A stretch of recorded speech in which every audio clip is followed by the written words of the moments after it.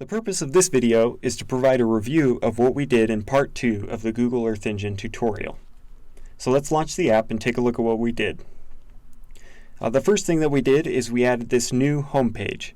This involved moving the controller for the viewer to a new location, renaming it, and adding a new URL, and then creating a new home controller. We also added an About page. Both the About page and the Home page allowed us to demonstrate and explore different aspects of using the Bootstrap grid system. We also learned how to generate placeholder text and placeholder images using various services. Next, we added a disclaimer modal that was available to all of the pages in the app. This was done by adding it to the base template of the app. If we go to the viewer page,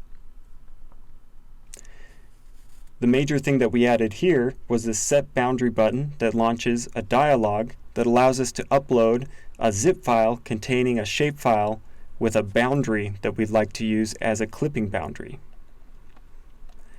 When we upload this, we also upload it to the Google Earth Engine servers as an asset. We can observe this in the code editor, where we can see that it's setting up the directories to store it, and then it adds a new task to create the new asset.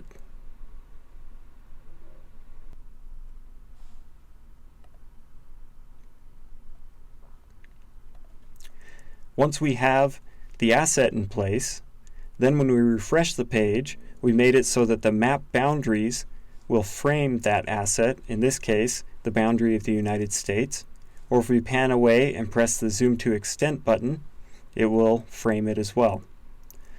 Finally, we changed it so that it would clip the imagery whenever we load data sets.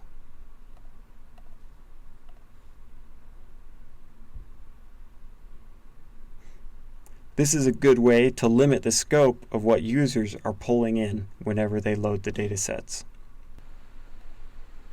The last thing we did is we added a REST API, which we learned how to test using Postman. Now part of our app is accessible programmatically. And that's what we did in part 2 of the Google Earth Engine tutorial series.